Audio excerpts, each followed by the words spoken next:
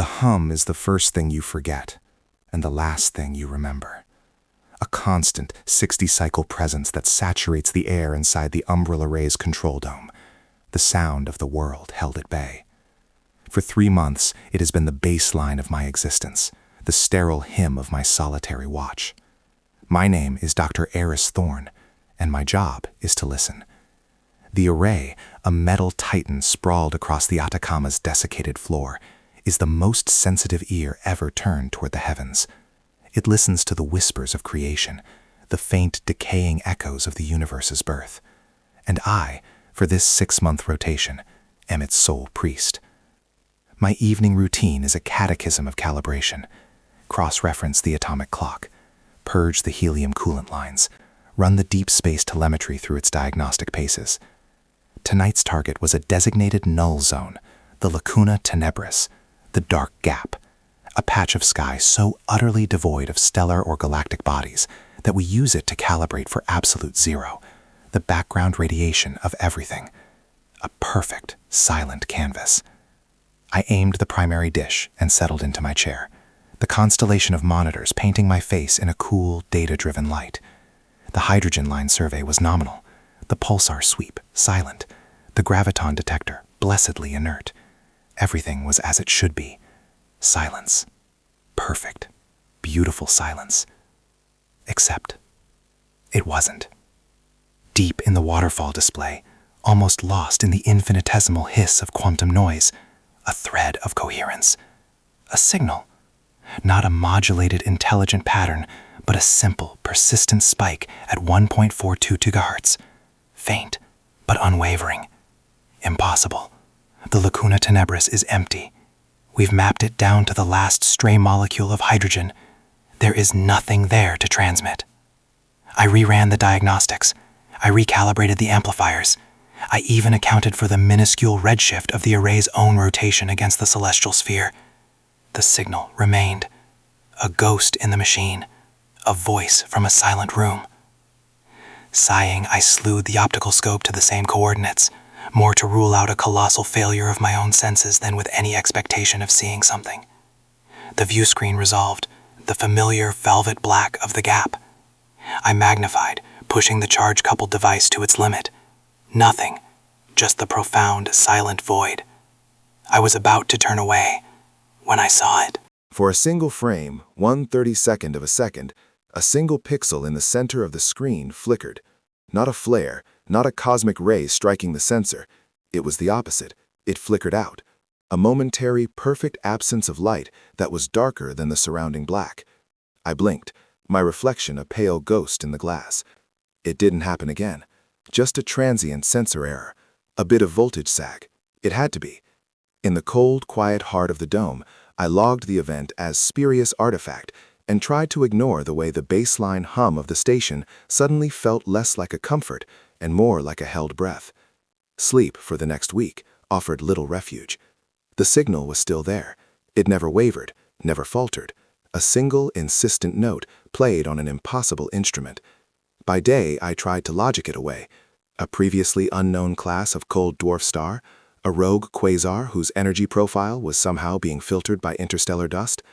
Each hypothesis I built was a house of cards, and the stubborn persistence of the signal was the gust of wind that blew it down. The laws of physics as I knew them were shouting that this signal could not exist, and the signal, in its silent, unwavering hum, was telling the laws of physics to go to hell. Then came the headaches. They started as a dull throb behind my right eye, a familiar companion of fatigue and too much caffeine. But they grew, they evolved. The pain became a sharp crystalline thing, a spike of ice being driven into my skull. And with the pain came images, not memories, but phosphenes, flashes of light behind my closed eyelids. They weren't the usual amorphous blobs, they were patterns, sharp-edged and geometric, full of impossible angles and nested spiraling fractals. They looked less like hallucinations and more like blueprints for something my mind couldn't or wouldn't build. My log entries became more erratic. I blamed solar radiation, atmospheric pressure changes, the recycled air. I drank more water, slept in longer shifts. The headaches only sharpened. The patterns behind my eyes grew more complex. 2 nights ago, things escalated. The central system, The array's digital brain threw an error code during a routine backup. Error 777, Ocular sync inversion. I typed it into the terminal, pulling up the master list of system faults. No entry found. I dug out the old hard copy manuals, 3 dense volumes bound in gray synthetic leather. The codes only went up to the 600s. Code 777 did not exist. It was an error that the system itself didn't know it could have. A phantom limb twitching. I reset the system, and the error vanished as if it had never been there. But the words stuck in my head. Ocular sync inversion. It felt less like a technical term and more like a medical diagnosis. A violation. That night, I went back to the optical scope, drawn by a morbid curiosity I couldn't quell. I pointed it at the dark gap. The screen resolved, and I felt the blood drain from my face. The flicker wasn't flickering anymore.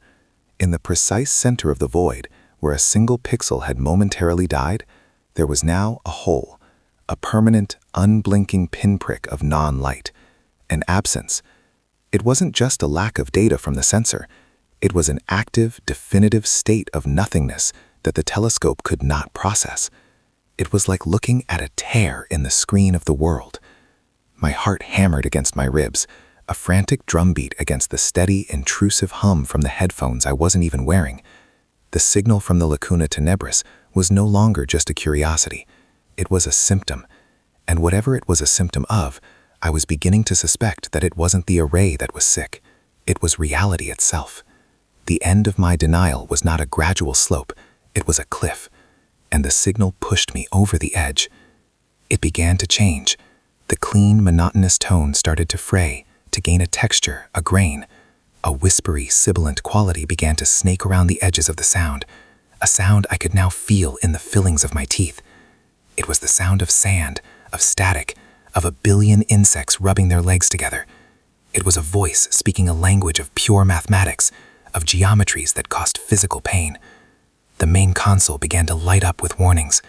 The signal from the dark gap was growing, not in volume as a sound would, but in sheer informational density. It was violating every law of signal propagation.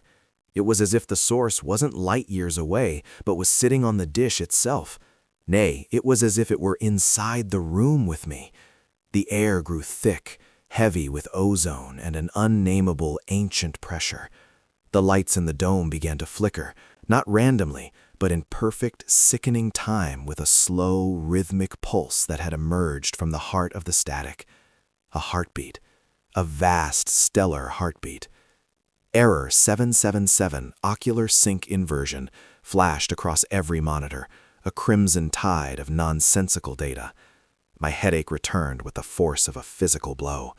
I stumbled back from the console, clutching my temples, and the geometric patterns exploded behind my eyes, no longer faint impressions, but blazing, searing architectures of madness. I could almost understand them.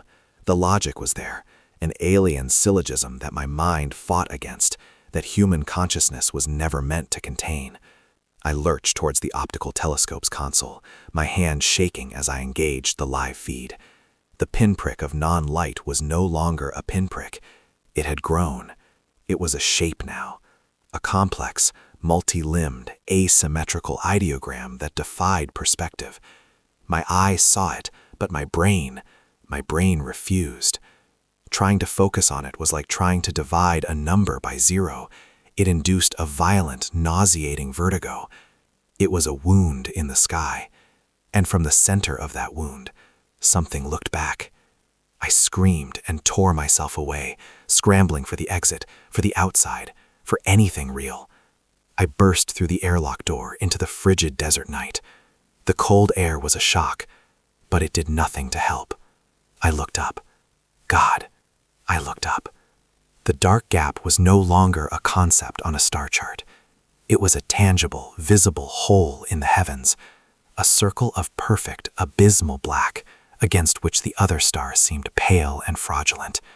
And it was expanding. I could see the edges consuming the faint light of distant galaxies, a celestial ocean of nothingness drowning the cosmos. My body seized. My arm rose against my will, my fingers splaying in a gesture that was not my own. The geometric patterns I had seen in my mind were no longer internal. They were being etched onto the sand around me by some unseen force, glowing with a sick purple light. My jaw clenched and unclenched. A thought, crystalline and pure and utterly alien, bloomed in the ruins of my own consciousness. The antenna is aligned. The vessel is prepared. Commence reception. The hum was everywhere now, not a sound but a state of being.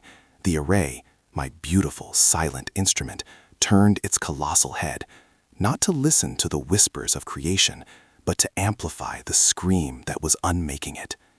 Consciousness did not return, it was overwritten. The screaming panic of Eris Thorn faded into a remote, vestigial echo. My awareness stabilized, expanding to fill a new and terrifying space. The humming was the language now, the geometric patterns were the syntax, and I finally, completely understood. The umbral array was never an ear, it was a focusing lens, a weapon perhaps, or a tool designed to burn a hole through the thin veil we call reality and establish a connection. And the process required a biological component, a wetware processor to translate, to bridge the gap between the mundane and the infinite. A host. The astronomers sent here, one after the other, were never meant to be observers. We were the aperture, the flicker. That first flicker in the dark gap a week ago, it wasn't a sensor artifact, it wasn't dust on a lens. It was the moment the thing on the other side of the gap saw me.